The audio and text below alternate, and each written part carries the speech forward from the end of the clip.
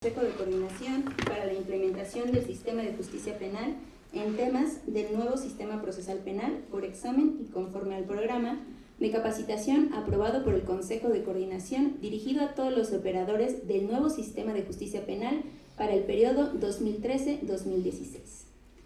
Ahora, el doctor Sergio Suárez Daza, secretario general académico, nos dirigirá unas palabras. Adelante, doctor.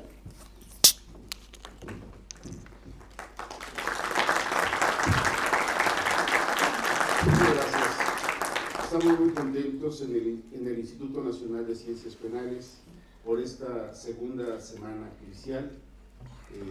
Cierto estoy de que será un éxito con la participación de todas y todos ustedes.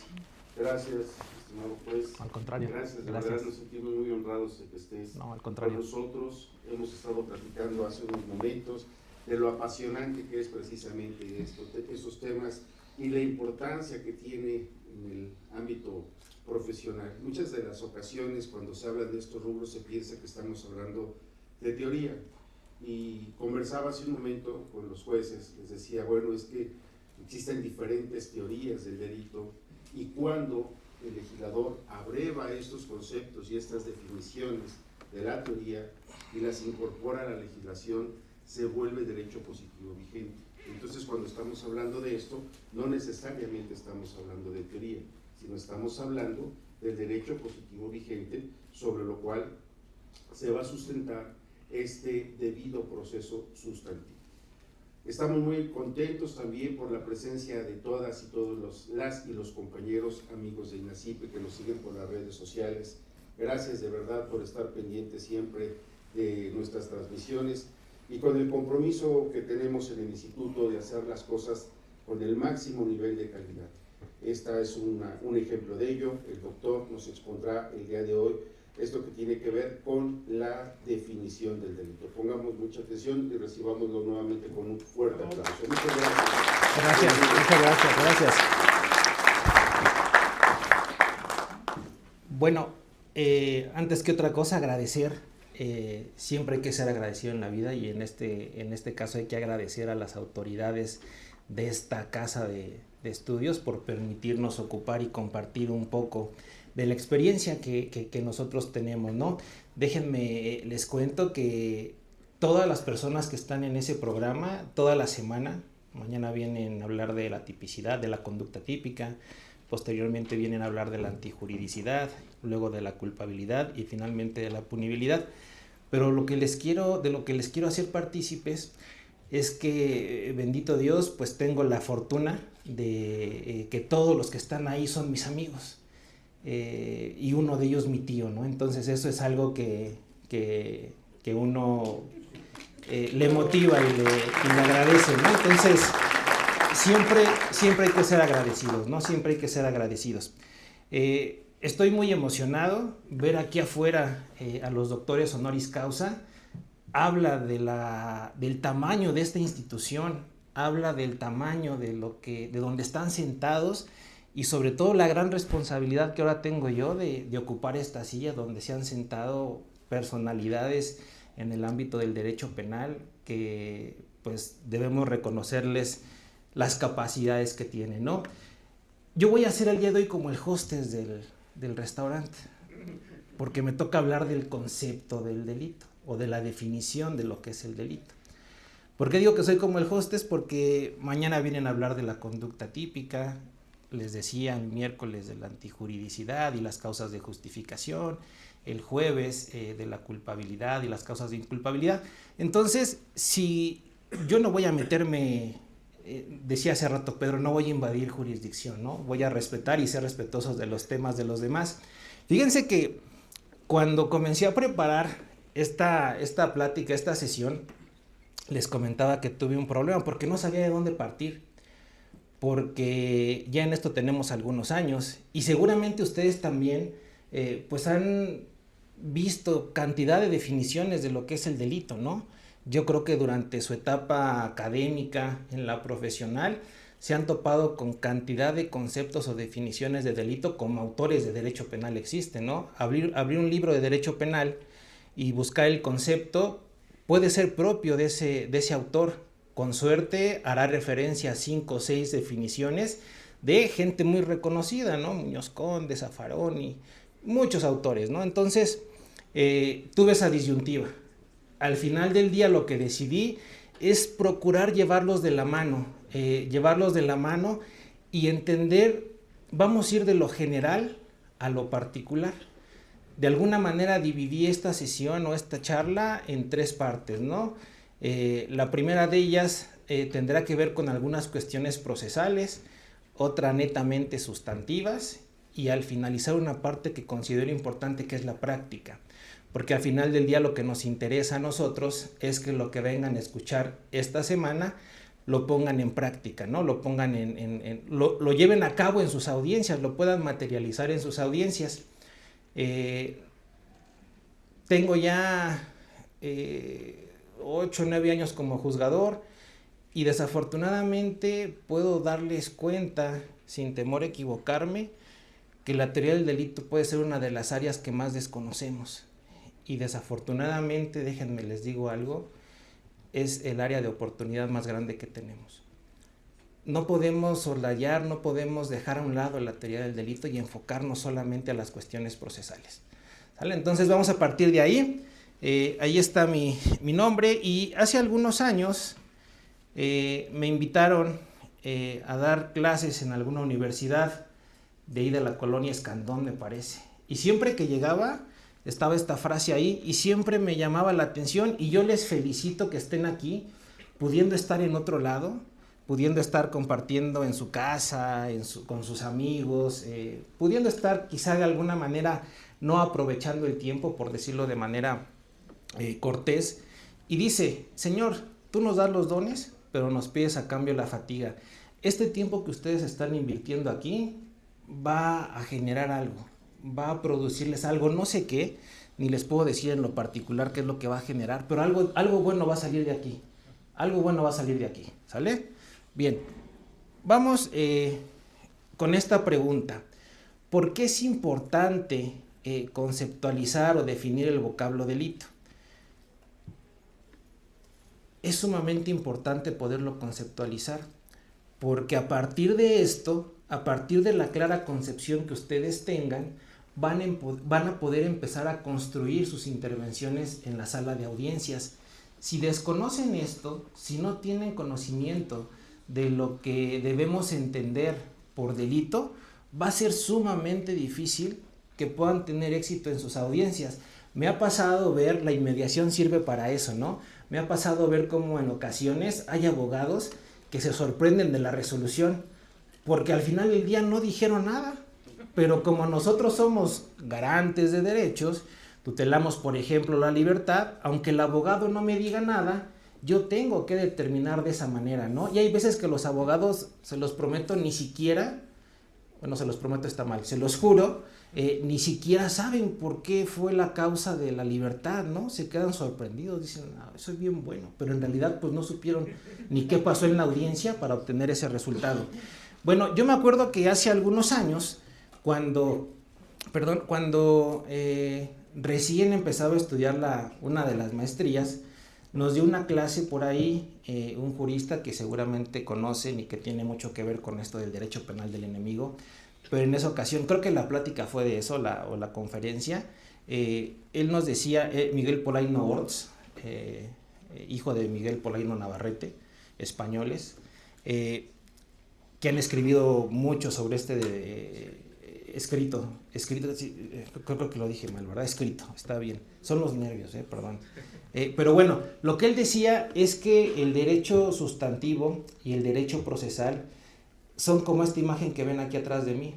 No podemos utilizar el mango sin la hoja o la hoja sin el mango. Por ahí han escuchado que el derecho procesal materializa el derecho sustantivo, es la forma en que cobra vida.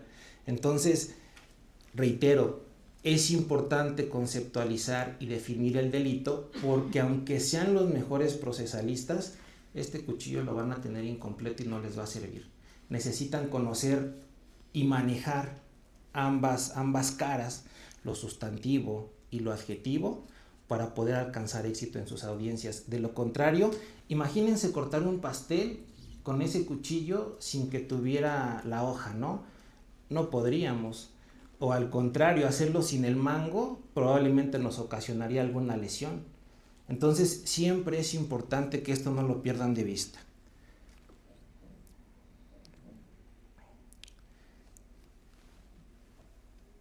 Voy a presentarles una serie de imágenes, ahí ya las están viendo, me parece, no, todavía no las ven. Fíjense lo que hay aquí. ¿Alguien lo ubica? Seguramente no.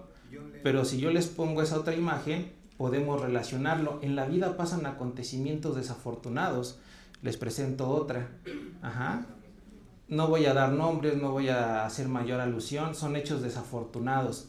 Pero también podemos, el cine, por ejemplo, es una cuestión que podemos analizar a la luz del derecho penal. Y vean lo que les voy a presentar a continuación. ¿No? O sea, no solamente en la vida real, sino en el cine pasan cosas. Y siempre que hablo de temas como este, me gusta ponerles una escena de esta película. Quienes han estado en clase conmigo, han compartido conmigo, saben que siempre pongo esto. Porque de aquí podemos partir para hacer un ejercicio de autorreflexión y saber cómo andamos en este tema de la teoría del delito y conceptualizar lo que es el delito. Vamos a ver la escena de la película. Déjenme llevarlos un poco de la mano. Les dije que íbamos a ir de lo general a lo particular para poder definir ese concepto, para darle contenido a ese concepto. Este sistema acusatorio y adversarial, dice el artículo 211 del Código Nacional de Procedimientos Penales, que está dividido en 3 etapas, en 3 grandes etapas.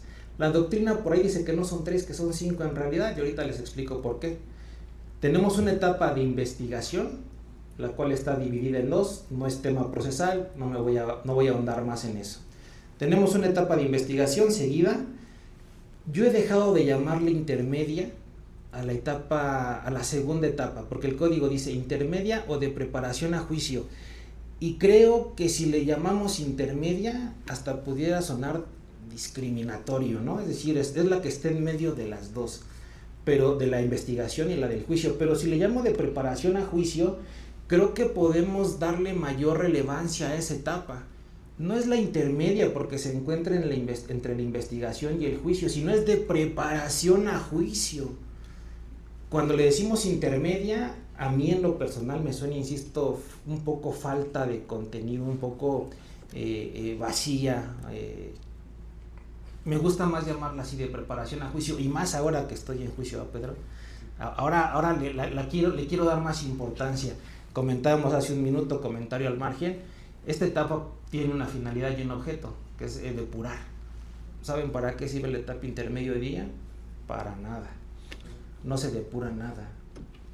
Había un cajero allá en Doctor La Vista donde estaba que nunca servía, ¿no? Y decían, la etapa intermedia es como el cajero que está allá abajo. Y como uno que otro servidor público que andaban por ahí, ¿no? O sea, no sirven de nada. Entonces, hay que darle mayor contenido. Esas audiencias intermedias, cierto, ¿no? Mi Ricardo, Pedro, Servín, esas audiencias intermedias antes no les tenía miedo. Decían, no, la intermedia es la audiencia más técnica de todas. Y eran audiencias que duraban 2, 3 horas, ¿no? Ahora, se los juro, he visto audiencias de 10 minutos. Audiencias intermedias de 10 minutos. ¿Qué depuran en 10 minutos? Pero bueno, cierro el paréntesis. Tenemos la etapa de investigación, la etapa de preparación a juicio y la última, que es de juicio.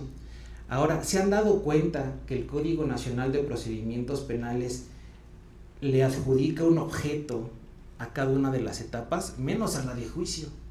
Pero si ustedes ven el Código Nacional de Procedimientos Penales, por ejemplo, en su artículo 213, nos habla de cuál es el objeto de la etapa de investigación y dice que es recabar, que es reunir.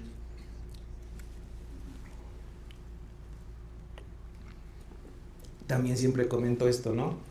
Por alguna circunstancia, me gusta a veces cuando está ese programa los domingos en la noche, ver MasterChef. Me gusta, no sé por qué, me gusta ver ese programa. Y siempre cuando les decían, tienen 2 minutos para ir al mercado, para preparar la receta, lo equiparo a esta parte de la etapa de investigación. Tienen 2 minutos, en sentido coloquial, para ir por los ingredientes que van a utilizar para preparar la receta. Eso es la etapa de investigación, recabar, reunir, siempre con una finalidad, que ahí lo dice el Código Nacional de Procedimientos Penales, ¿no?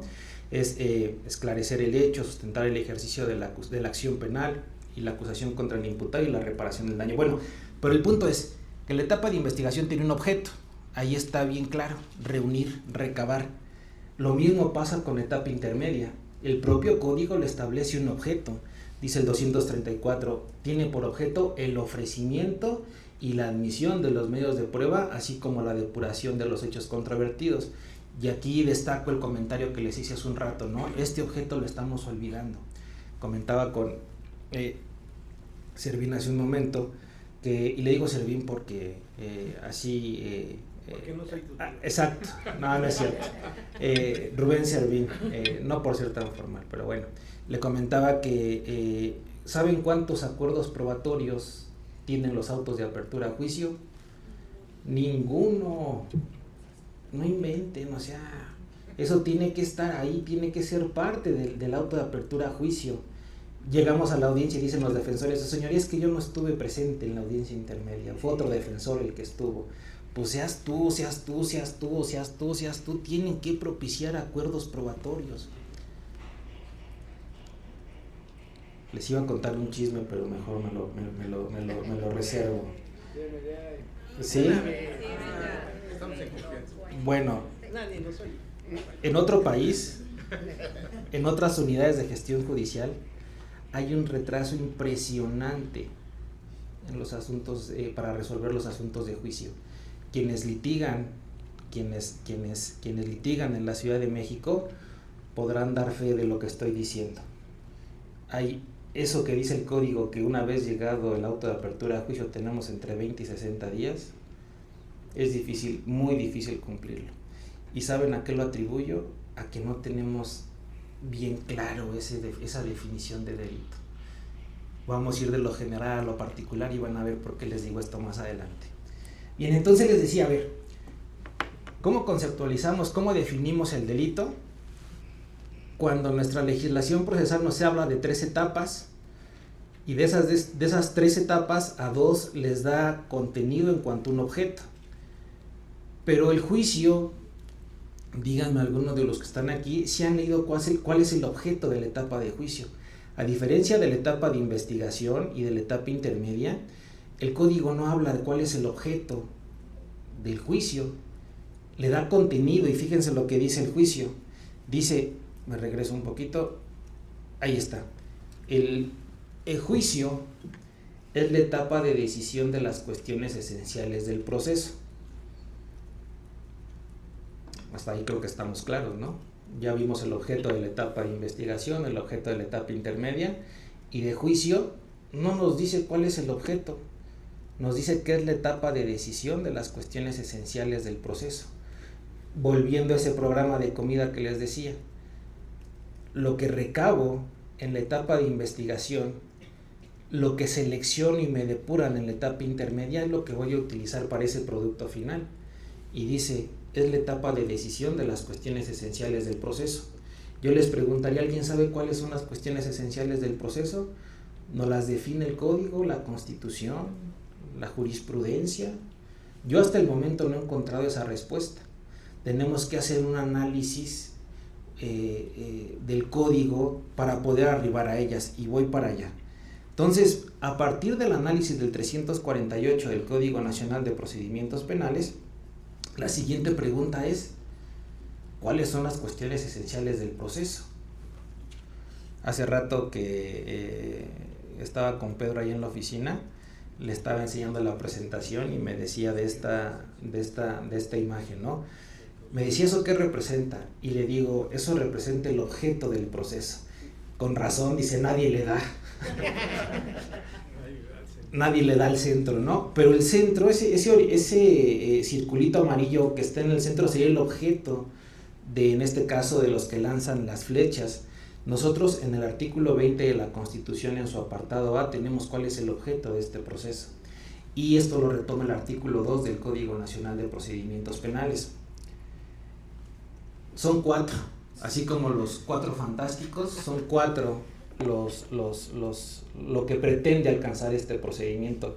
Yo cuando voy a audiencia de juicio les digo, la intención, llegamos a la fase culminante de su proceso, y la intención que tiene este tribunal, y creo la deben tener todas las demás partes, es esclarecer el hecho, proteger al inocente, que el culpable no quede impune y que se repare el daño. Y la siguiente imagen se la debemos a uno de los jueces de aquí de la Ciudad de México, que también estuvo aquí en esa semana del Día del Abogado, que es al doctor Gerardo Campos Malagón. Él alguna vez me dijo, Jorge, cuando nosotros formamos esos 4 objetos del proceso, es como si pusiéramos 4 fichas de dominó. Si tiramos la primera, que es esclarecer el hecho, en automático protegemos al inocente, procuramos que el culpable no quede impune y que se repare el daño. Eso es lo que quiero transmitirles con estas 3 imágenes, ¿no?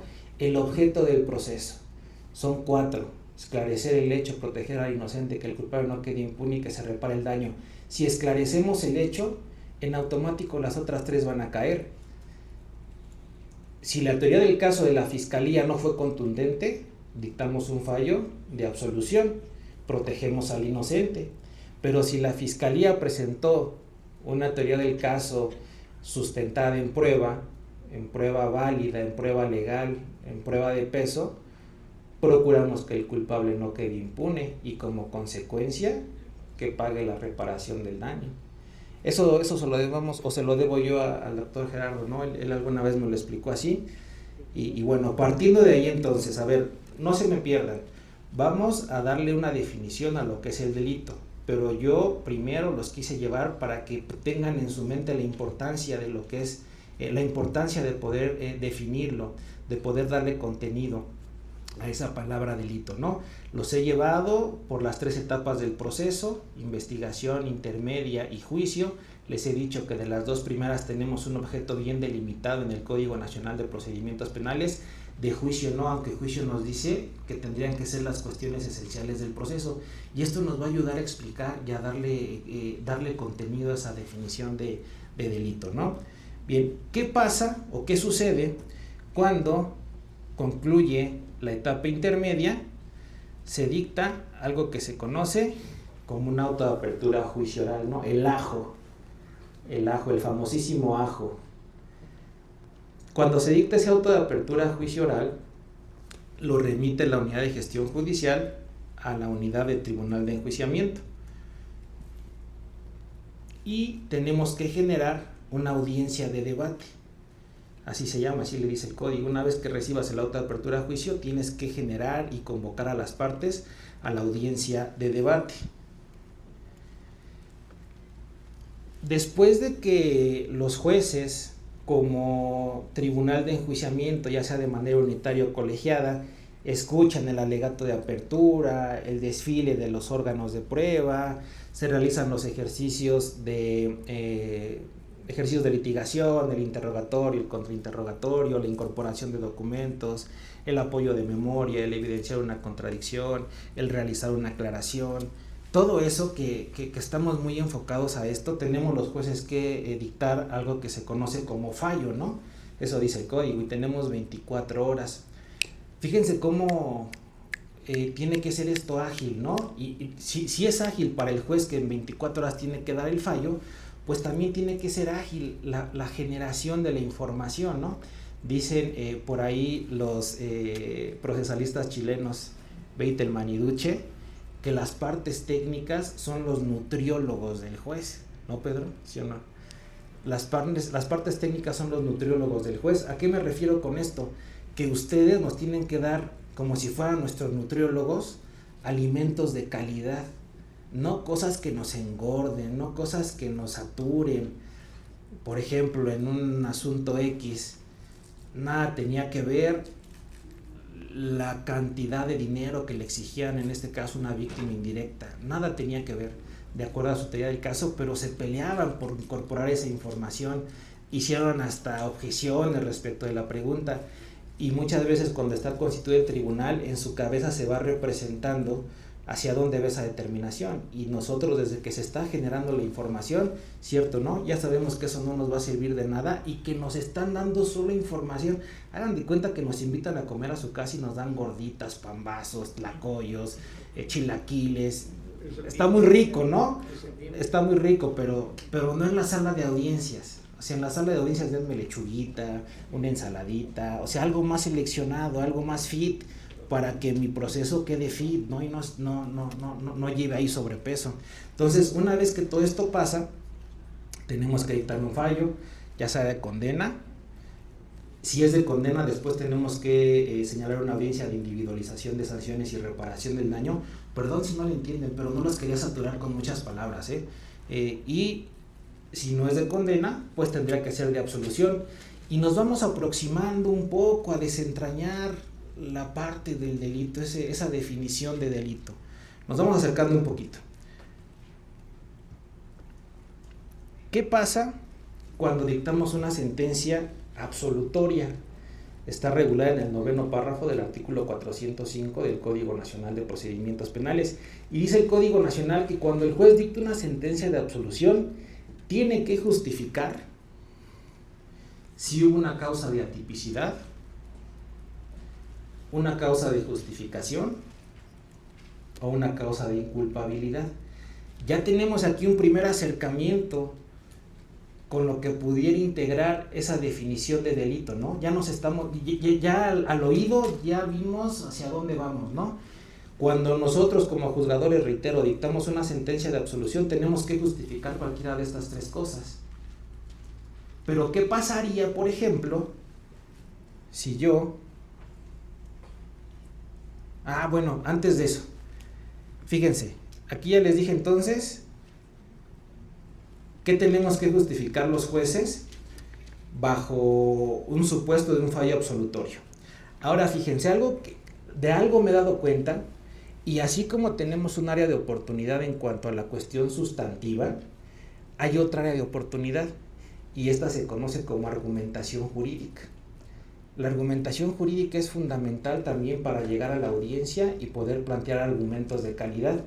Tenemos otra frase, ¿no, Pedro? Ahí en la oficina: una persona sin prueba es una persona con opinión. Nada más. Todo lo que digan en audiencia tiene que tener un respaldo objetivo que sea materia de contradictorio. Porque ¿cómo voy yo a realizar ese ejercicio de contradictorio en base a posturas personales, a suposiciones? No puedo. Entonces apréndanse esa, ¿no? Una persona sin prueba es una persona con opinión. Hasta ahí. Fíjense, entonces les decía, esto de la argumentación jurídica está bien padre, y voy a realizar un argumento que nos dé un poco de razón en lo que les estoy diciendo.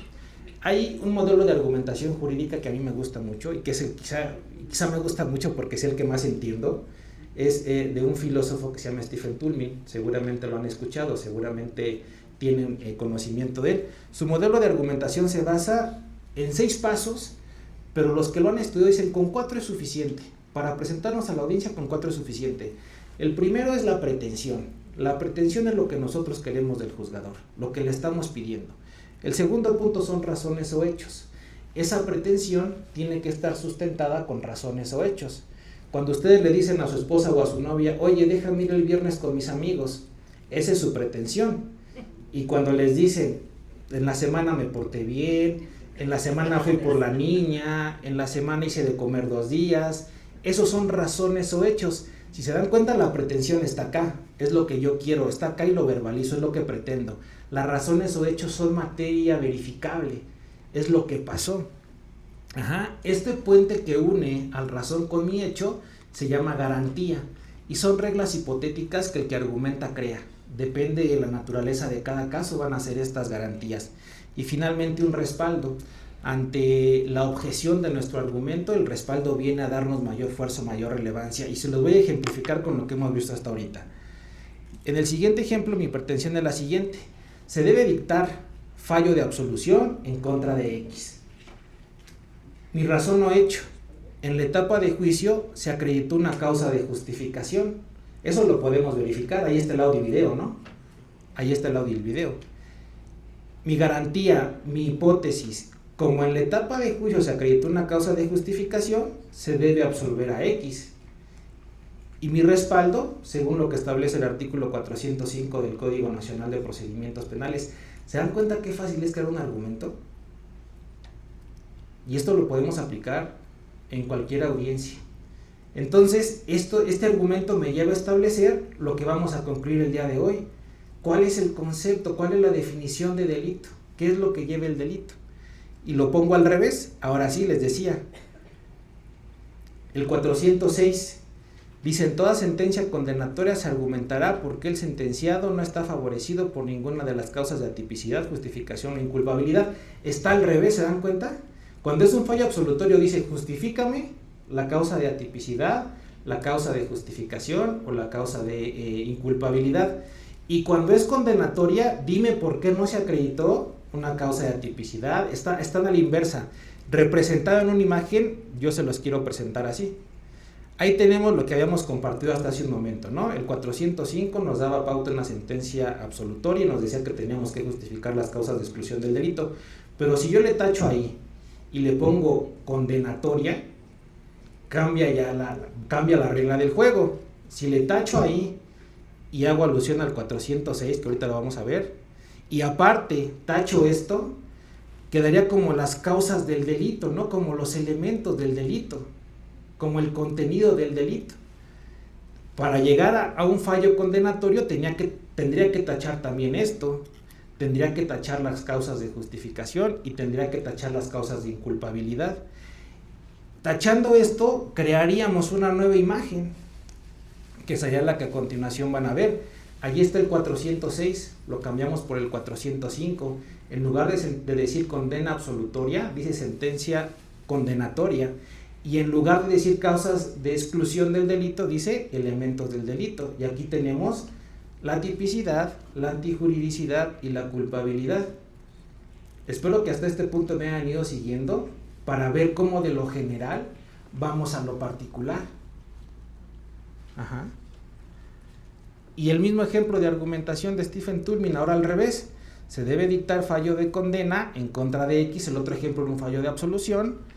En la etapa de juicio no se acreditó ningún excluyente del delito. Como en la etapa de juicio no se acreditó ningún excluyente del delito, por tanto se debe dictar un fallo de condena en contra de X, según lo que establece el artículo 406 del Código Nacional de Procedimientos Penales.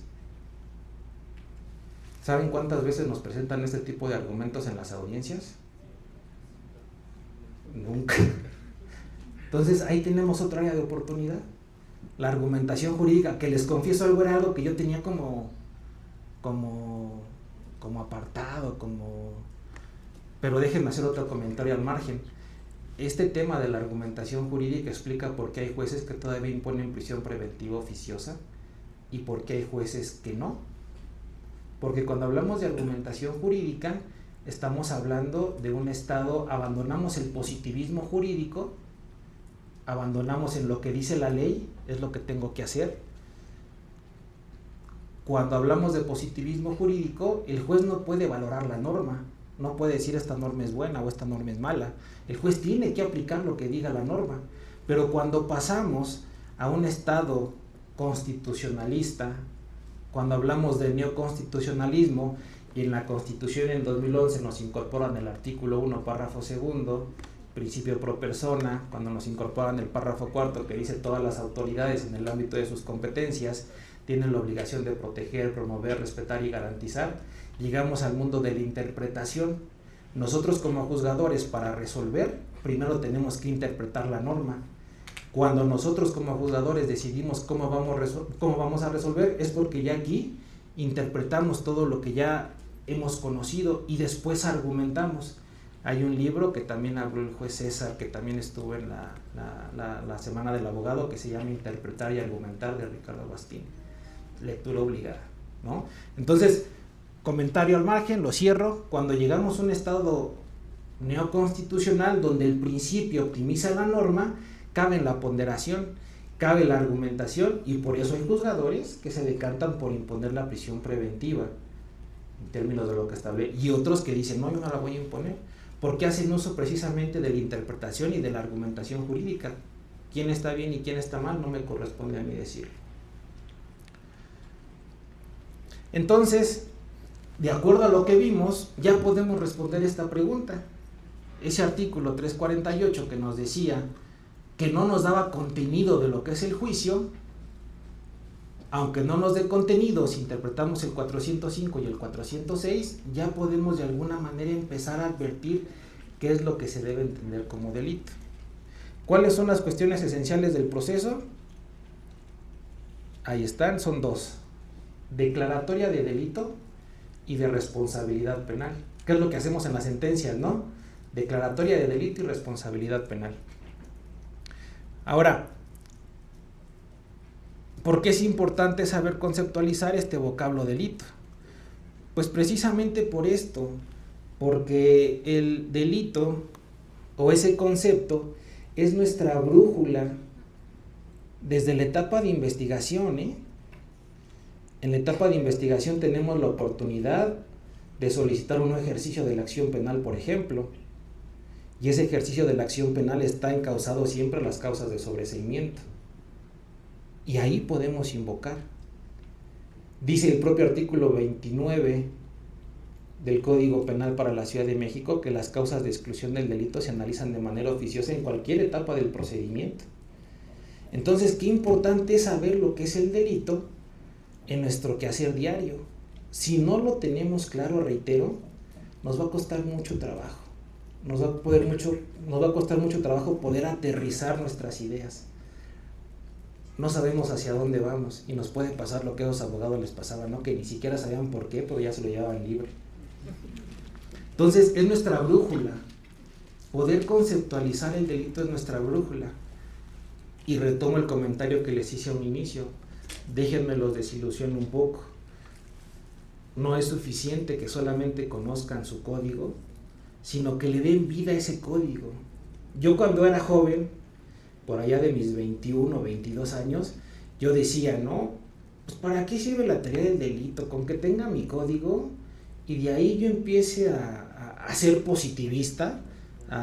El positivismo se resuelve a través, o en el positivismo se resuelve a través de un silogismo: premisa mayor, premisa menor y conclusión. Premisa mayor es la norma, premisa menor el hecho y la conclusión. Así se resuelve en un silogismo. Entonces yo decía, pues en aquellos años, pues igual, tengo mi norma, tengo mi hecho, hago la subsunción y si se da está mi conclusión. O sea, la teoría del delito no me sirve. No, la teoría del delito le da vida a los códigos penales. La teoría del delito lo que hace es que se mueva su código penal. Si lo ven aburrido, si lo ven estático, si lo ven difícil, pues es porque la teoría del delito no la han leído y no saben quién fue Belzel, por ejemplo, quién fue Belling, por qué hablamos de tipo penal. Lo hace aburrido.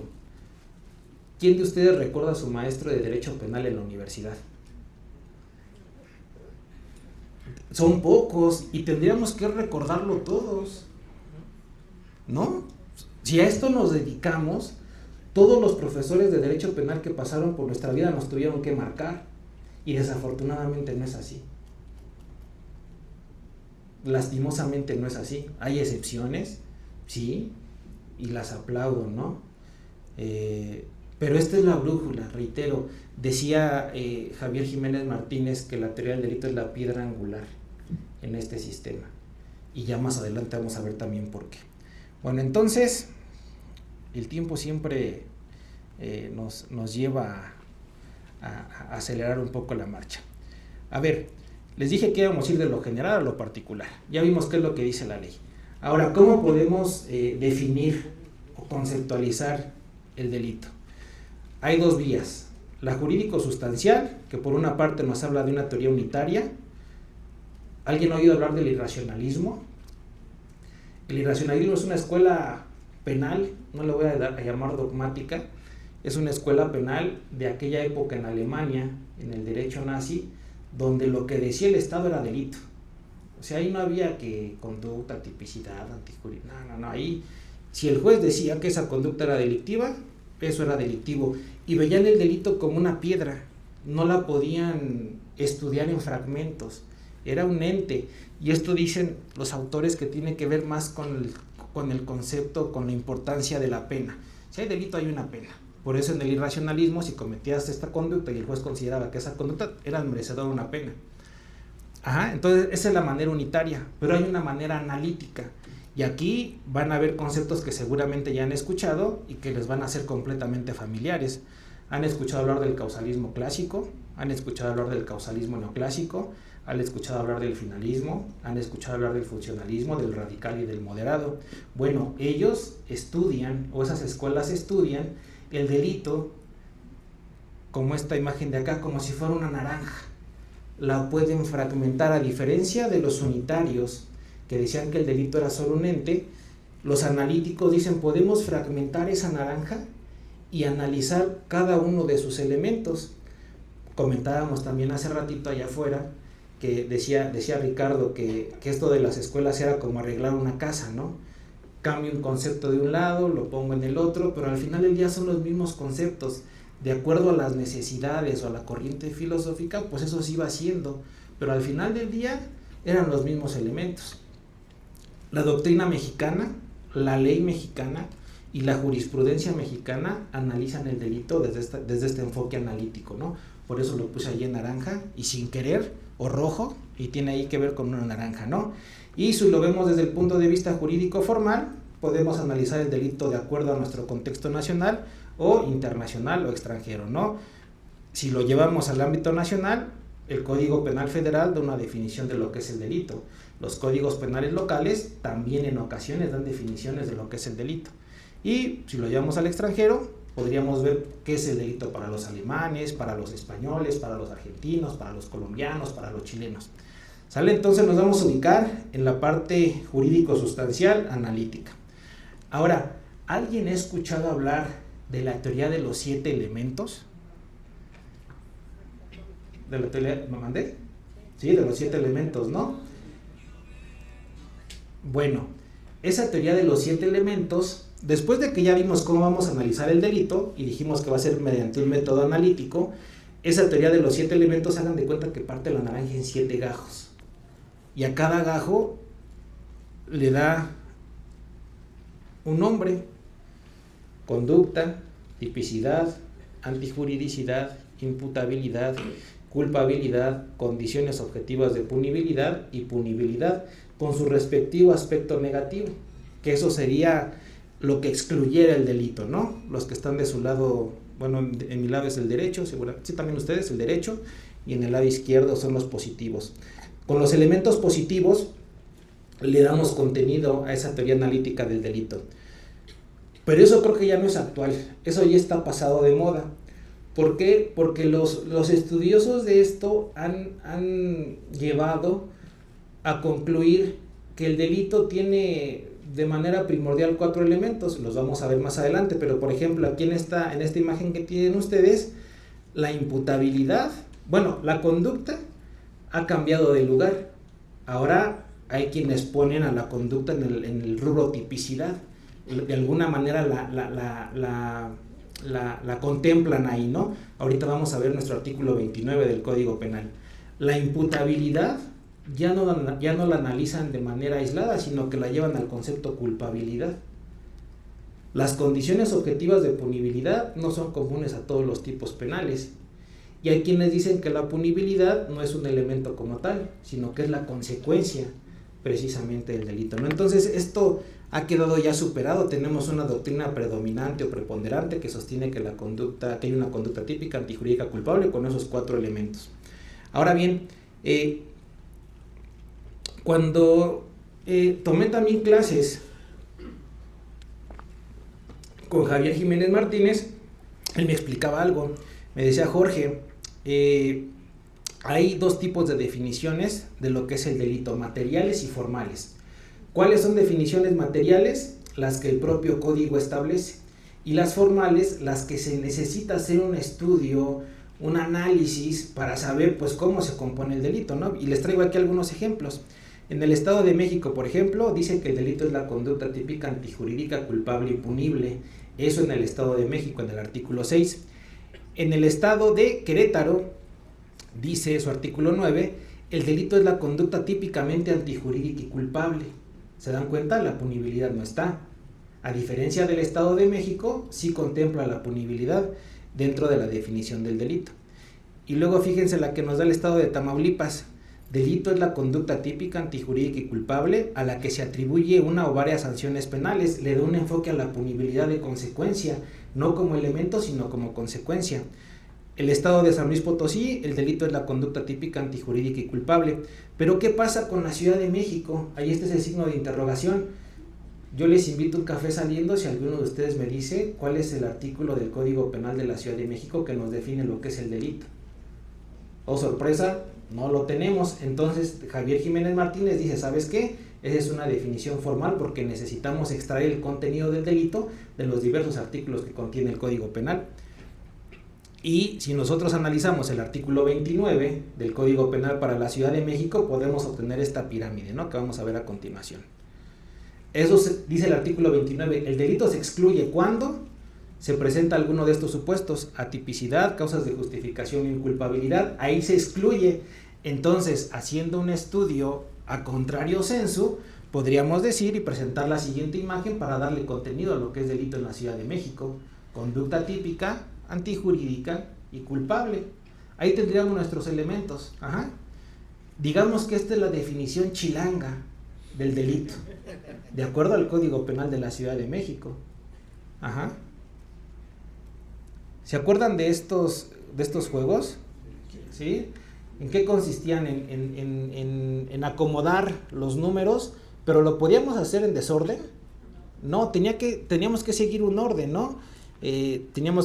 Podíamos poner como reto la forma, ¿no? Si era lineal, o si era en círculo, o si empezábamos de arriba para abajo, podíamos nosotros definir esa parte.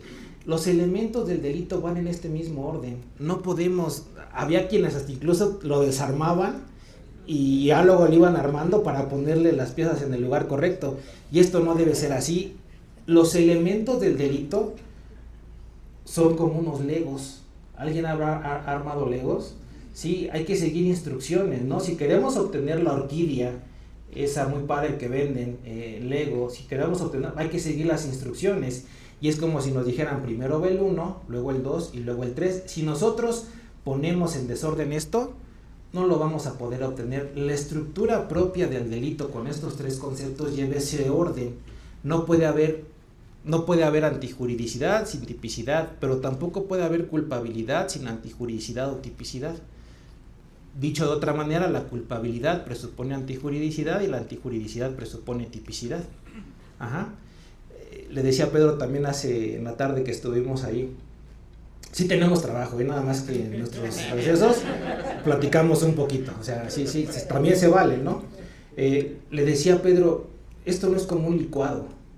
Poder definir el delito no es como nos preparamos un licuado de plátano, por ejemplo. Cuando nos preparamos un licuado de plátano, no importa si ponemos primero la leche, luego la vainilla, luego el plátano y al final el azúcar. Dirán otros, no, yo primero le pongo el plátano, luego le pongo la vainilla, el orden de los factores no altera el producto, vamos a tener un licuado de plátano. Pero esto no lo podemos hacer con los elementos del delito. Todos llevan un lugar en específico. Primero el ego amarillo, definido como tipicidad, luego el ego azul, definido como antijuridicidad, y finalmente el ego rojo, ¿no? Definido como culpabilidad.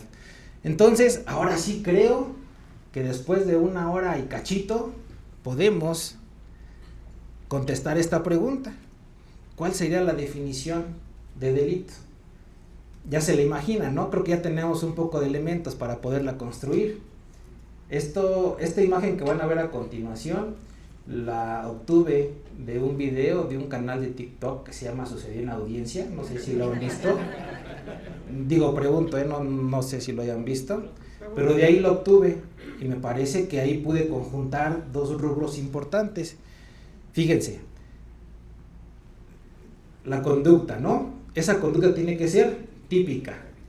Sé que hasta me lo va a pedir saliendo porque luego él tiene una tarjetita así muy rústica y dice, oye, pásame tu diapositiva, ¿no? Porque esa ahí está más padre. Es una conducta típica. Está empezando. Antijurídica está empezando. Y culpable. Y esa línea que ven ahí es porque ahí está el injusto penal. Cuando hablamos de una conducta típica y antijurídica, hemos llevado nuestro estudio para concluir que estamos en presencia del injusto penal, donde se necesita realizar un juicio de desvalor respecto de la acción. Y abajo podríamos poner la responsabilidad, que la responsabilidad es la capacidad de culpabilidad, y ahí se hace algo que se conoce como juicio de reproche. Por eso cuando los abogados, les comentaba hace un momento, me decían, es que en este juicio no se va a acreditar la responsabilidad de mi representado, yo no sé en qué parámetro estoy, porque la responsabilidad es la capacidad de culpabilidad, y cuando me dicen no se va a acreditar la responsabilidad, pues no sé si van a atacar la conducta como elemento de la tipicidad propiamente, la antijuridicidad o la culpabilidad. Y ahorita voy a decirles en qué incide esto.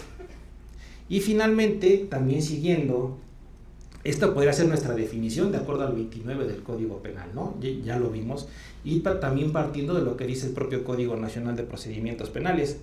Y esta línea que está aquí es que hay otra definición que es de Rubén Quintino, del profesor Rubén Quintino, que dice que el delito es un injusto penal culpable. Y aquí lo pueden ver gráficamente. Tenemos una conducta típica antijurídica, eso es el nivel de injusto, y si es culpable, pues ya tenemos ahí los presupuestos de la pena, que es otro de los conceptos que se ha manejado por acá. Ya le dimos contenido, creo, ¿no? Y en base a la norma, haciendo un estudio analítico, como la naranja, nada más que nuestra naranja tiene 4 gajos, no tiene, más bien 3 gajos, no tiene 7, no tiene 5, no tiene 6, tiene 3. Tipicidad, antijuridicidad y culpabilidad. Dentro de la tipicidad está la conducta. Ahí está el sastre, ¿no? Tipicidad es hacerte un traje a la medida, que te quede bien. Rubén Servín y Ricardo tienen ahí también la bondad de hacer algunos en vivos en su canal de Facebook de Rubén, y alguna vez pusieron el ejemplo de un zapato, porque la tipicidad calza a la conducta, ¿no? Debe de quedar como sus zapatos. ¿A alguien le aprieta el zapato hoy? ¿A alguien le duelen los pies porque traen zapatos de un número que no les corresponde? Porque calzó su pie en ese zapato, es su talla. Así es la tipicidad, es la talla de la conducta, es lo que recepta la conducta, ¿no? Lo que abraza la conducta. Necesito un zapato, no creo, no quiero ser tan gráfico en el ejemplo, y bueno, y nada más aquí esto se los puse porque el día de mañana Rubén Servín va a hablar de la tipicidad, el día miércoles Pedro va a hablar de la antijuridicidad, que decíamos como Pedro, y me lo voy a robar a mi güey, decíamos que la antijuridicidad es como un vaso vacío, no tiene contenido. Pero si llegara a gotear una causa de justificación, ese vaso ya no está vacío, ya tiene contenido y puede excluir el delito.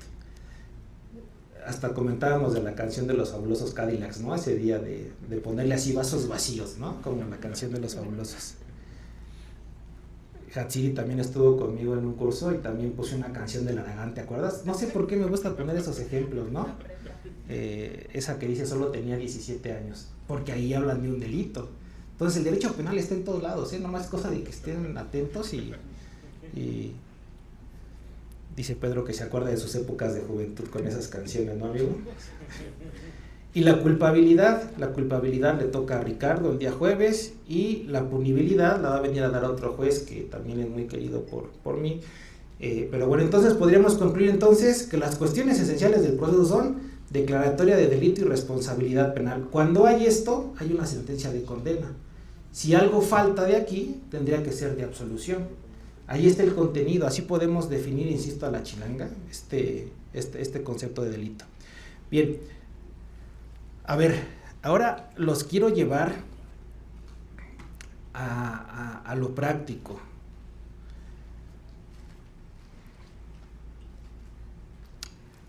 ¿Cuántos de ustedes, levanten la mano nada más, han realizado un alegato de apertura en juicio? Nada más levántenme la mano.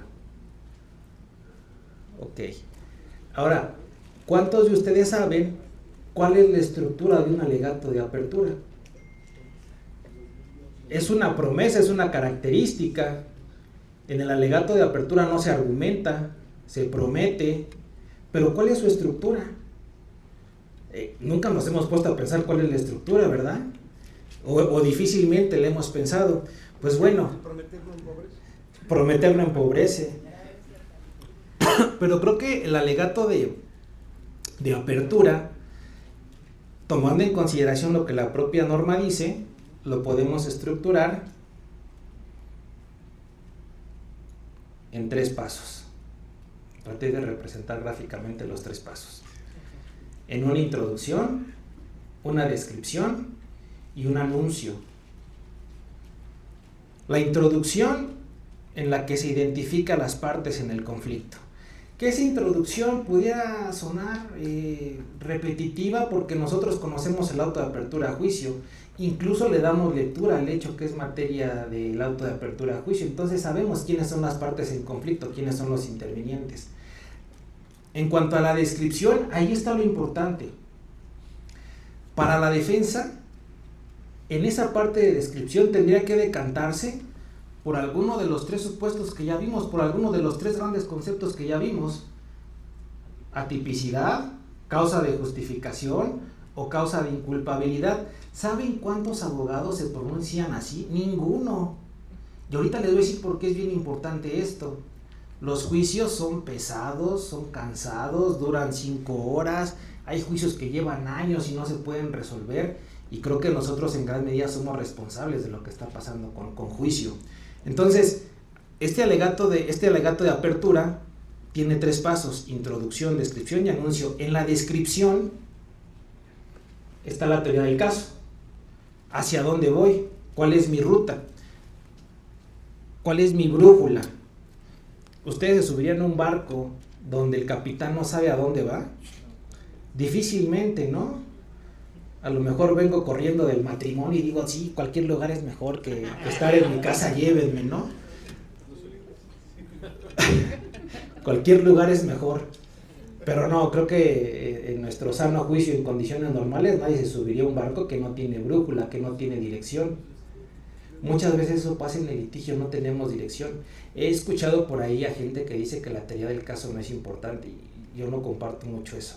A pesar de que no es un concepto jurídico, porque no está en la Constitución, porque no está en el Código Nacional, esta es una herramienta metodológica, nos ayuda a poner orden a nuestras intervenciones, nos ayuda a ver hacia dónde vamos, es la brújula precisamente.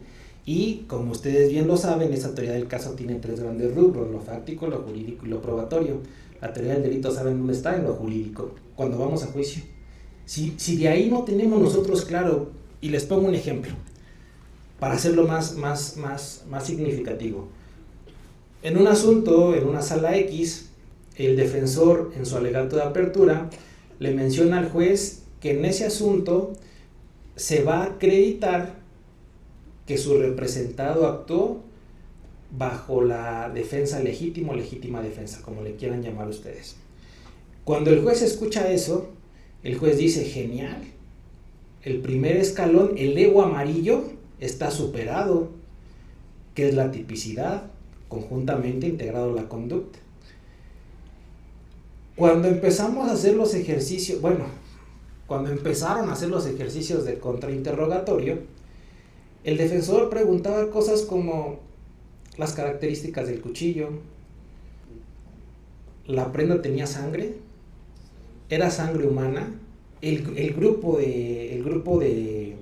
sanguíneo, había luz en el lugar, ¿qué encontró tirado, fiscal? Testigo, ¿qué encontró tirado en el lugar? Yo les pregunto, ¿eso nos llevaría a sustentar la teoría del caso de la defensa? Me parece que no. ¿Y por qué es importante? Porque creo que si en el alegato de apertura se da dirección al juzgador en cuanto a la causa de exclusión del delito, los ejercicios de objeción de preguntas irían encaminados a la teoría del caso del defensor. Es decir, testigo, díganos las características del cuchillo. Objeción, su señoría, irrelevante, no tiene nada que ver con la teoría del caso. Pero nadie objeta. saben, se están convirtiendo en todo menos en nutriólogos del juzgador. Y están dejando pasar en juicio los jueces no podemos intervenir. Hay un control horizontal. Dice que el juzgador podrá intervenir para preservar el orden, para hacer preguntas aclaratorias, pero no para decirle, oiga, no invente, ¿no? O sea, creo que el que ustedes estén aquí es indicativo y tengo la firme convicción de que así va a ser. En un futuro los ejercicios, los juicios van a ser más ágiles. Hoy, por ejemplo, deshagamos un testigo en 2 horas. Decía un buen amigo, el juicio es como la fiesta de 15 años.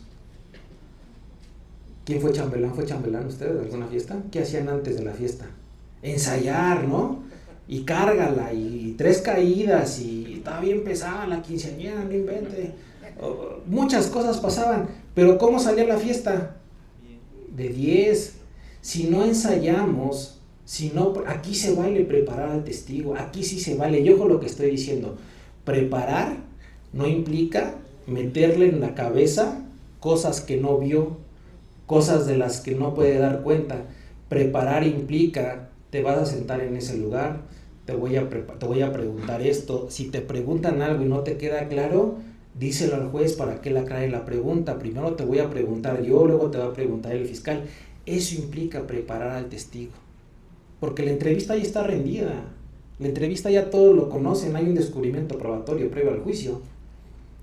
Entonces, si no conocemos la estructura del delito, porque ya vimos que cuando hay una sentencia de absolución se tiene que justificar una causa de exclusión del delito, porque ya vimos que si es un fallo condenatorio, el juez tiene que decir por qué no se acreditó ninguna de esas causas de exclusión del delito. Entonces ahí está la clave de todo.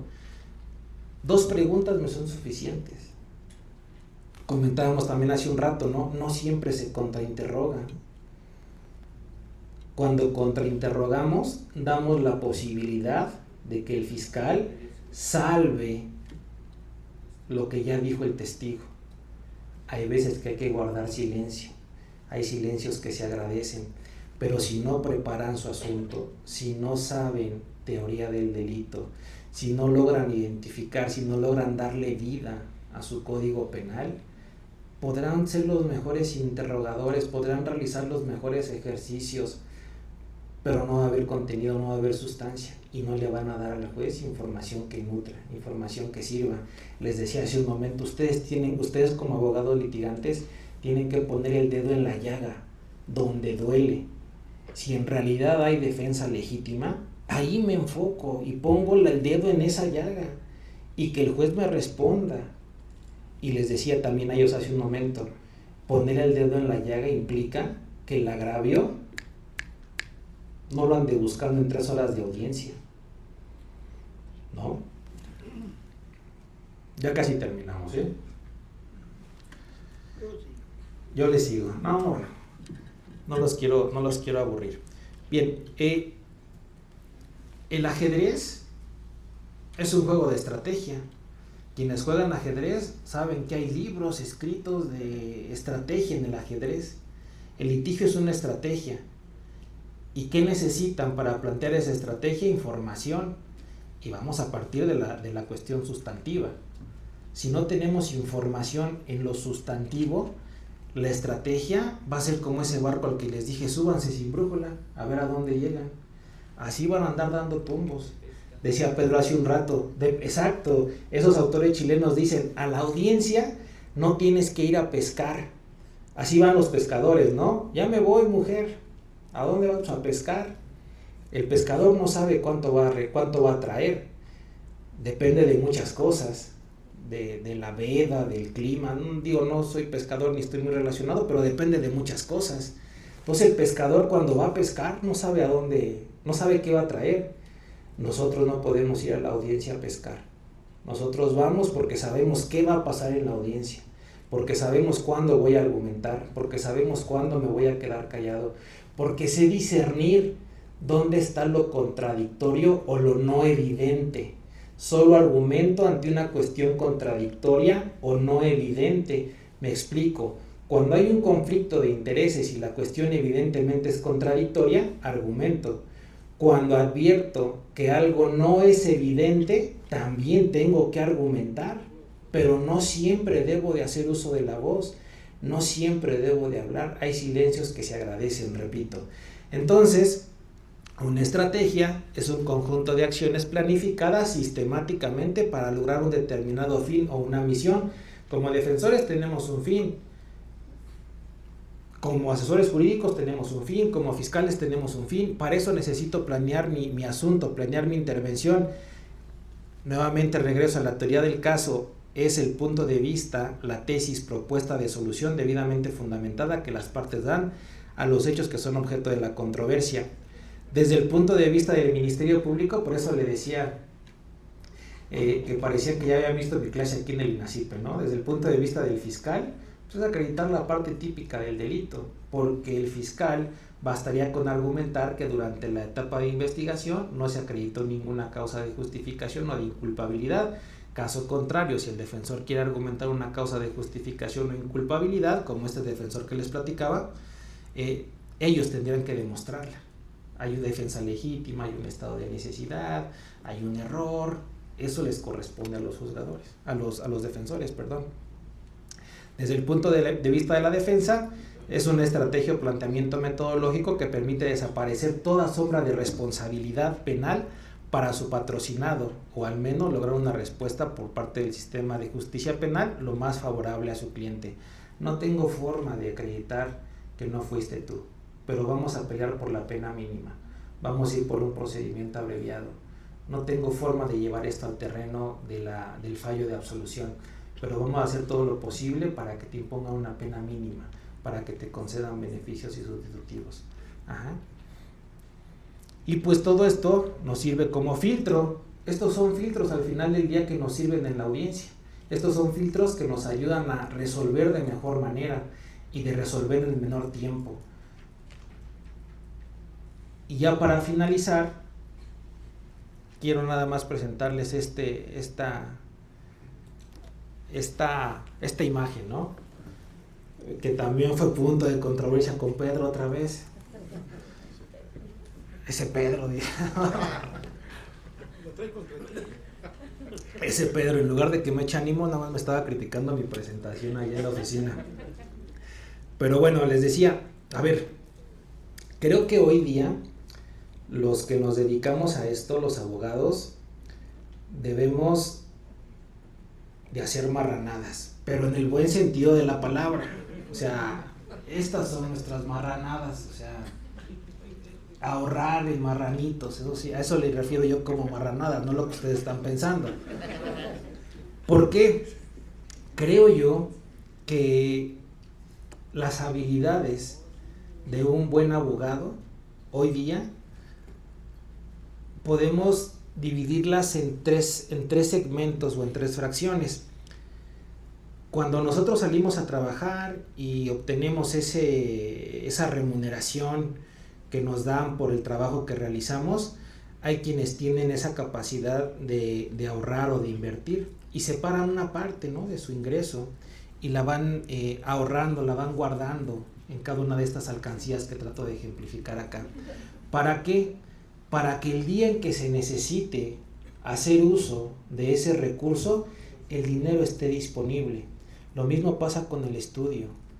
Hay que invertir tiempo en estudio e ir sumando en esas alcancías, ir haciendo esas marranadas que les decía, ir sumando en esas alcancías para que el día que ustedes lo requieran puedan ir a la alcancía, romperla y obtener el recurso. Y esas alcancías están aquí. ¿Y cómo las llenamos? Pues haciendo este tipo de ejercicios, haciendo este tipo de cuestiones, haciendo ese tipo de reuniones. ¿Cuáles son esos tres marranitos, esos tres cerditos que represento ahí?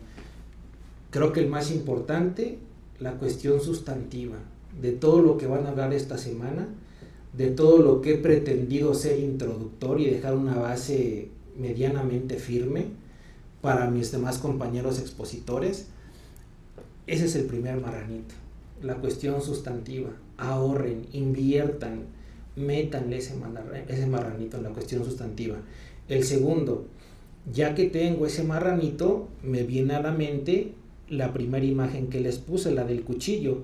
Por consecuencia, el segundo marranito tendría que ser la cuestión adjetiva, la cuestión procesal, porque es lo que materializa la parte sustantiva.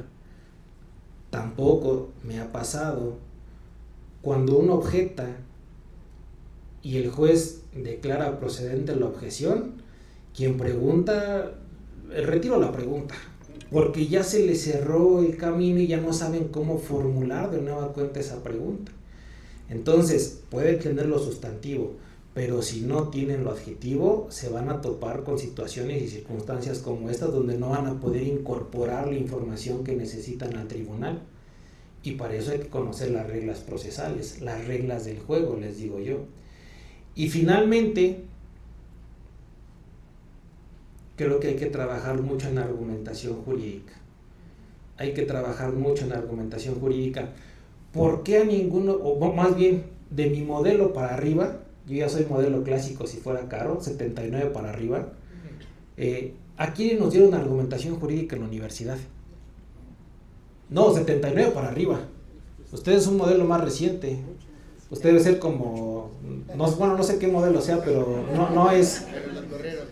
No, al contrario, es muy joven, entonces a él seguro sí ya le tocó, pero a nosotros, a los de mi generación, pero ni de chiste, ¿eh?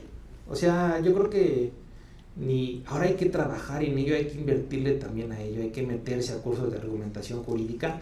Hay un manual de la Corte de razonamiento probatorio que está así, son creo que 900 páginas, y ese razonamiento probatorio es parte del argumento, o sea, es apenas una parte de la argumentación jurídica.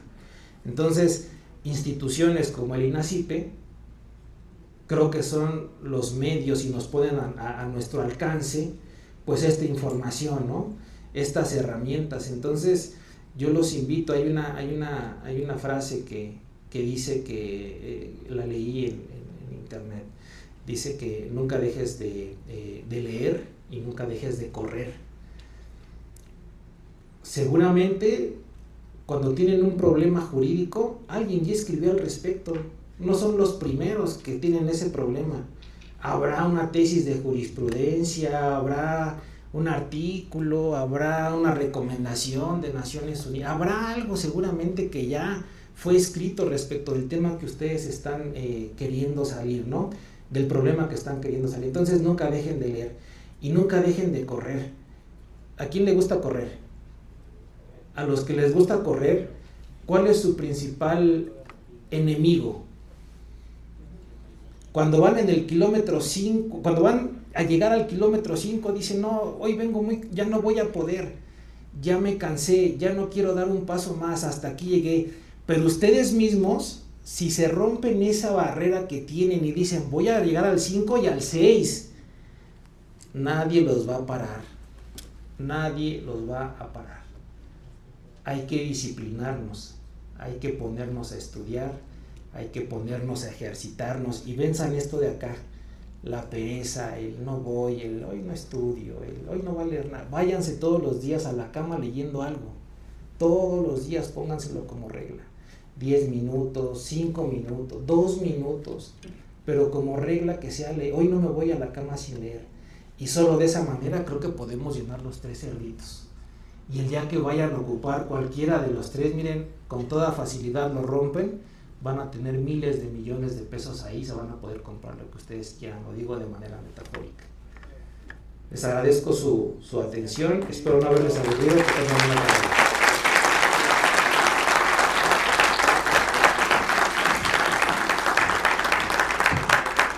Muchas gracias, doctor Jorge.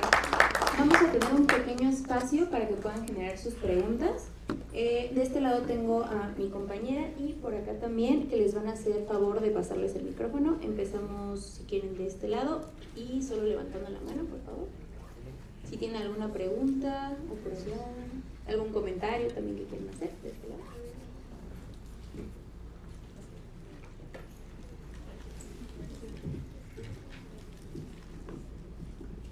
Déjenme nada más, perdón, mientras hace la pregunta, nada más déjenme ponerle la última diapositiva que no puse para que la vean, ¿no? Y para que vean la repercusión que tiene lo que hacemos nosotros día a día, ¿no? Léanla, ya no la voy a comentar yo, léanla y escucho la pregunta. Adelante. Por ejemplo, en un asunto donde yo como defensor me voy a juicio y sé que no tengo los elementos para desacreditar la participación de mi representado, la culpabilidad de mi representado, pero sí tengo la posibilidad de que el juez reclasifique el delito, es válido que yo me vaya a juicio, ¿no? Sí, sí es válido que se vaya a juicio, pero ¿hacia dónde iría? Tendría que, finalmente, ¿quién debe reclasificar? El Ministerio Público. Eso no depende de la defensa. La defensa, por más que quiera reclasificar, no hay forma, ¿eh? La reclasificación viene por parte del Ministerio Público hasta el alegato de clausura. Si el fiscal se aferra y dice, no, yo voy con esto, pues tendrá que asumir la consecuencia de ese actuar, pero sí que quede claro, los defensores no pueden reclasificar. Es más, no, eso... O sea, yo no me refiero a que yo como defensor pueda reclasificar el delito, eso... Pero dice, si quiero ir a juicio y que reclasifiquen, yo no pondría mis expectativas en la actuación de la Fiscalía, porque dependo completamente de la Fiscalía. Yo no pondría mis expectativas, mi éxito del juicio, en manos del fiscal, que no sé quién me toque. A lo mejor es un fiscal muy hábil y no, hombre, acreditó ese delito.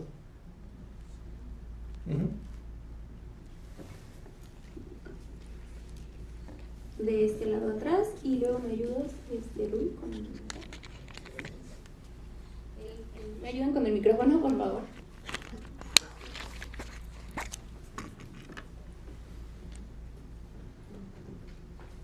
Buenas tardes. Hola. Buenas tardes a todos. Quiero referir un aspecto que trataste. Bueno, primero felicitarte por la ligereza y lo bien que llevas el tema. Creo que fue muy gratificante escucharte. Quiero referirme más o menos a la mitad de la plática. Dijiste que el juez interpreta respecto de aplicar una prisión oficiosa o no, ¿verdad? Y escuchar en todo caso en un debate si amerita una justificación la prisión por medida cautelar o no. Y comentaste que no sabías cuál era mejor. No, quiero decirte que sí sabemos cuál es el mejor. Un juez que interpreta y que trata de ver el modo de favorecer el estatus de una sociedad necesitada de una justicia cercana, ese es el mejor juez para nosotros. Una interpretación conforme, una interpretación que sea cercana a las personas justiciables, siempre será el mejor juez para una ciudad como la mexicana, y creo que para todas. ¿Por qué? Porque en esta materia concretamente, yo sostengo que el derecho penal, y lo digo de esa manera simple, el derecho penal es para la raza, es para todos los que andamos en la calle y salimos a buscar el día a día. Todos, como dice Muñoz Conde, estamos expuestos a ser sujetos de derecho penal. Entonces, contrario a las élites, ¿verdad?, que muy difícilmente son sujetos de derecho penal, y refiero también siempre a un ejemplo: se cae la línea 12 y el constructor va a almorzar con el presidente y sale, se cayó por los sismos. Es el más claro ejemplo de lo lejano que está el derecho penal para las élites y lo cercano que está para el conjunto de la población en general. Entonces, un juez que interpreta en favor siempre será el mejor para nosotros. Muchas gracias. De este lado, por favor. Señoría, buenas tardes. Hola. Primero, felicitarlo por la cuestión de la clase. Para mí fue muy fácil de entender, y sobre todo la cuestión de las imágenes y cómo lo explica, la verdad es de felicitarlo. Toca un tema en especial de la teoría del caso. Creo que es muy importante tener en claro tu teoría del caso, sea la parte que sea. ¿Por qué? Bueno, el de la voz, fui Ministerio Público, ahora soy defensor. pero es importante saber también la teoría del caso de la contraparte, para también de ahí saber la idoneidad y la pertinencia tanto de los medios, como usted lo dijo, al momento de objetar, me tocó a mí una vez que objeté, porque obviamente pues estaba preguntando la defensa fuera de su teoría del caso, pero claro. después se dice, a ver, fiscal, usted preguntó eso, sí, señoría, pero su teoría del caso de la defensa es diferente. Entonces yo creo que sí es importante también estudiar un poco más de teoría de la teoría del caso, sobre todo pues hay que incluir teoría del delito, hay que incluir también pues cómo lo vas a estipular, pero pues solamente era un comentario para felicitarlo. No, y te agradezco, y esto hace que recuerde otra cosa. Por ahí veía una clase, no recuerdo el nombre del maestro, no lo tengo presente, y él decía, dibujen sus argumentos, dibújenlos, igual la teoría del caso, dibújenla, porque cuando nosotros lo tenemos aquí, como que a veces se nos hace bolas, ¿no? Como que no lo tenemos claro. Hay gente que tiene mucha capacidad de hacerlo y no necesita dibujarlo, yo no. Yo esto que ustedes vieron acá lo tuve que dibujar antes para darle un poco de estructura, porque les decía que estaba perdido, no sabía por dónde empezar, decía, a ver, ¿qué concepto voy a defender, no? ¿De quién? ¿Y por qué voy a defender ese? Entonces, hasta que lo empiezas a dibujar, lo empiezas a plasmar en papel, creo que eso te da mayor claridad en cuanto a las debilidades y fortalezas que pudieras tener. Recomendación, ¿se acuerdan de la película? Una película que a mí me marcó mucho fue la de Cuestión de Honor. También los que son de mi modelo también podrán saber a qué película me refiero, ¿no? Y a mí me llamaba mucho la atención cómo los abogados que defendían en un pintarrón hacían anotaciones y ponían cosas, y eso me gusta mucho. Hay una serie en Netflix, veanla también, se llama El Cuarto Juicio. Ahora dicen los jóvenes, no se las voy a spoilear, ¿no? Pero El Cuarto Juicio ya de entrada nos indica 4 veces lo juzgaron. O sea, y hay abogado, y la historia de la abogada que agarra ese juicio, el tercero para el cuarto, vean la pasión y la dedicación con que analiza los casos. Al grado, les comento rápido, no sé, consiguió una camioneta de las mismas características, del mismo color, del mismo modelo, en donde ocurrió el hecho, para ella recrear si lo que decía la fiscalía era posible en una camioneta. Entonces, véanla, está bien padre, se llama El Cuarto Juicio, es de Netflix. Le agradezco su interés. Gracias. Por acá tenemos otra, y ahorita la última, aquí va. Hola, buenas tardes a todos. Qué milagro. Oye, me llama mucho la atención que dices que la etapa intermedia está en decadencia. A mí es una de mis etapas favoritas, y entonces, ¿qué recomendación práctica nos das para retomarla? Porque para mí me parece que sí es muy importante esta etapa. Entonces... No, y no solamente la intermedia. ¿Saben qué? Creo que ha pasado. Hemos mecanizado el litigio. Yo antes de la intermedia me voy a la de investigación. Estamos en audiencia, ¿no? Ya vinculamos, ya impusimos la medida, y que además fue de prisión, vamos a decir, ¿no? Fue privativa de libertad. Vamos a abrir debate para el plazo de cierre de investigación en términos del 321 del Código Nacional de Procedimientos Fiscales, Penales. Fiscal, sí, su señoría, yo solicito 6 meses. Y la fiscal quiere empezar a justificar. No, espéreme, déjeme ver si hay controversia. Si no, pues nos damos en automático, ¿no? Asesor jurídico, sin oposición. Defensor, sin oposición. No inventen, es prisión. O sea, mínimo, díganme qué necesitan, ¿no? Porque en el 99% de los asuntos llegamos a la etapa intermedia con los mismos registros de investigación de la etapa inicial. Entonces, la etapa de investigación es como el cajero de Lisiaga, que les decía no sirve para nada porque nunca servía. Entonces, no mecanicemos el litigio. Hay que dejar al fiscal que justifique. La investigación es común. En su caso, el defensor podrá decir, su señoría, yo también quiero justificar, yo a lo mejor necesito más. Vamos a dejar que justifiquen. Pero creo que hemos caído en una cuestión muy, muy delicada, en donde este debate sí o no se hace así. La objeción, no, los 6 meses está privado de su libertad. Hay un libro que se llama Juicios Justos, y en ese libro de Juicios Justos dice que los asuntos de las personas privadas de su libertad hay que darle celeridad, y uno espera que el defensor diga, no, 6 meses es mucho, no, de acuerdo, no inventen, o sea, y la etapa intermedia por lo mismo. Fíjate que yo sugiero, esto es como cuando salimos de viaje, y vamos ya pasamos el filtro de donde nos revisan el pasaporte y migración. Llegamos a las máquinas estas, ¿no? Donde metemos las maletas y nos empezamos a preocupar. Híjole, es que traigo el corta uñas. Oye, ¿sacaste la bebida de la Pepsi que traíamos ahí? No la saqué. Oye, que si el perfume, que no sé qué, y empezamos a preocuparnos de lo que traemos en la maleta. Pues así es la etapa intermedia. En la etapa intermedia hay que preocuparnos hacia dónde vamos. Si vamos a Cancún, pues no vamos a llevar un abrigo, no vamos a llevar un gorro, unos esquís, pues no. Depende el lugar que escojamos para viajar, el contenido de la maleta. ¿Y qué creen? Que aquí nosotros somos chismosos y podemos ver el contenido de la maleta del de al lado. A ver, ábreme tu maleta.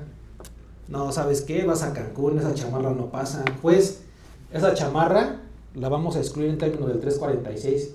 Revisen las maletas de los que van a viajar con ustedes. Revisen sus maletas. Creo que ese es el consejo práctico, revisar las maletas. Si no tiene relación, pues decía hace rato tu papá Ricardo que en un delito de feminicidio querían ofertar un dictamen de evaluación, y si el defensor no se opone, al rato vamos a juicio y comparece el testigo de evaluación y el fiscal dice, ¿nos puede recordar su nombre? ¿A qué se dedica? ¿Cuál es el motivo de su asistencia? Es que elaboró un dictamen en materia de evaluación. ¿Y qué concluyó? Que la pulsera valía 500 pesos. ¿Es cuánto, su señoría? Pues no inventen, si la pulsera no tiene nada que ver con el hecho, dejen a los peritos que sigan trabajando en lo que sí tienen que trabajar, porque por ahí dicen que la regla del auto de apertura es que lo que se admite no se excluye, pero también si yo soy fiscal, sabes que ya no lo hago ir y me desisto, pero no, o sea, no pasa eso. Les digo que hemos mecanizado el litigio, estamos en un punto bien álgido, por muchas cosas, y recuerden que esto es un sistema, esto funciona como engranajes, ¿no? La última, por favor. Sí, buenas tardes, doctor. Hola. Buenas tardes a los compañeros. Israel Álvarez, del Estado de México. Habló de varias corrientes, causalista, o clásico, neoclásico, finalista, funcionalista. Hubo por ahí un debate hace meses en donde se decían que si la conducta estaba dentro del tipo o dentro de la tipicidad o no. A su consideración, ¿la conducta está dentro de la tipicidad o está fuera de? Usted nos habló ahorita de la conducta típica, antijurídica y culpable. Sin embargo, se debatió esto, fue muy debatido por algunos doctrinarios, en donde refería uno que no estaba dentro de la conducta porque primero se tenía que analizar si esa conducta era penalmente relevante, y el otro refería que sí, evidentemente basándose en el 405 del Código Nacional. A su consideración, ¿está dentro de la conducta, está dentro de la tipicidad o no? Es que si les digo no van a venir mañana.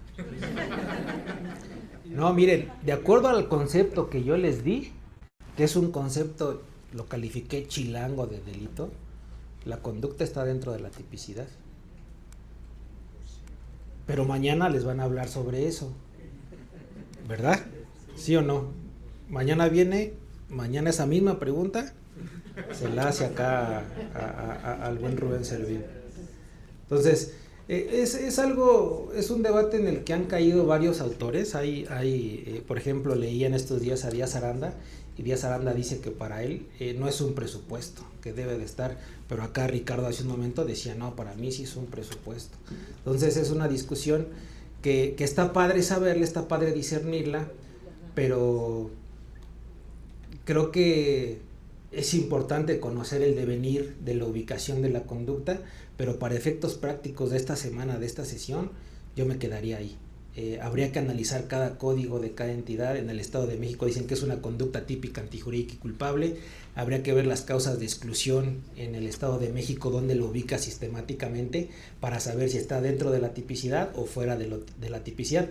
Leía por ahí también, no me acuerdo a quién, pero decía que quien analiza la dogmática jurídico-penal fuera de la ley está haciendo muchas cosas que no son como que aplicables o útiles en el momento. Podrán servir para crear doctrina, para crear teoría, pero si nos apartamos de lo que dice tu código, me parece que lo estaríamos llevando a un terreno improductivo, pero estoy seguro que mañana le van a contestar esa pregunta. No, hombre, al contrario, gracias a ustedes.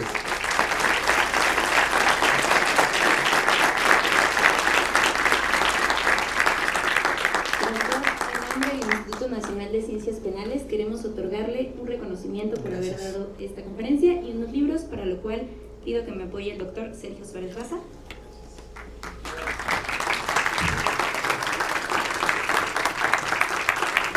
Señor doctor, muchísimas gracias por tu ponencia, ha sido realmente fructífero los trabajos, realmente es una de las cuestiones que nos interesa en el Instituto Nacional de Ciencias Penales, el conocimiento precisamente de lo que es la teoría del delito, todos estos conceptos, estas definiciones, que sin lugar a dudas tienen un impacto en el ámbito procesal.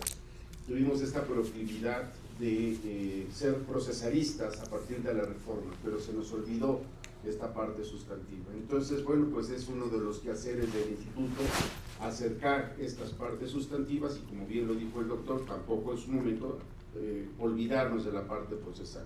Tendremos oportunidad de atender exclusivamente rubros de índole procesal, pero aprovechemos toda esta semana que se va a estar hablando de la parte sustantiva. Es fundamental, de verdad, todos estos conceptos, y la forma tan magistral que lo hizo el doctor nos sentó las bases precisamente para poder ir degustando todos los demás elementos que vamos a ir planteando, fraccionados de la estructura del delito, y que al final seguro estoy será de gran utilidad para todas y para todos. Muchísimas gracias, doctor. Gracias. Al contrario. Muchas gracias. Para la foto, si me permite.